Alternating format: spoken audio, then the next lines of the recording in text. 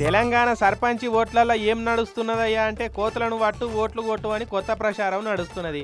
Catch me if you can అని తప్పించుగా తిరుగుతున్న కోతలను పట్టుకొని కోతలను బోన్లా ఓటర్లను బుట్టలేసుకుంటున్నారు సర్పంచ్గా పోటీ చేస్తున్న అభ్యర్థులు కొంతమంది.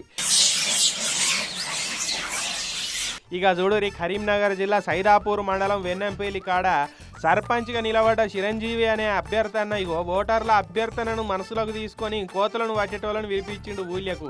ఇక వాళ్ళంతా ఊర్లో 2 రోజులు షికారు చేసి 300 కోతలను దొరకబట్టి బోన్ల బంధించారు. ఇట్లా ఇక వీటిని తీసుకపోయి జంగాలు ఇడిచిపెడతారట. ఇక సర్పంచ్ ఓట్ల పుణ్యమాని అటు కోతలను పట్టుకునేటోళ్ళకు కూడా ఫుల్ గిరాకు ఉంటున్నది. ఇక మన పయ్యల గ్రామం ఇబ్బందులు చూడలేక కొత్తగా నామినేషన్ వేసుకొని కోతులు పట్టించడం జరుగుతుంది.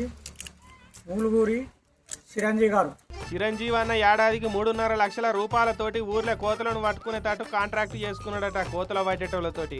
ఇక కోతలను ఏడుకాడ పట్టుకొని బోన్లేసి జంగాలు ఇడిచిపెట్టి వస్తున్నా కాబట్టి ఊరందరి ఓట్లన్నీ నాకే అని ఖుషి అవుతున్నాడు చిరంజీవి అన్న. సంవత్సరం కూడా 3,50,000 రూపాయలకు మాట్లాడి మొన్న 50,000 రూపాయలు పైసలు ఇచ్చి అగ్రిమెంట్ రాసుకొని అలా వాళ్ళ ఫోన్ నెంబర్ కూడా గ్రూప్లో పెట్టినాం.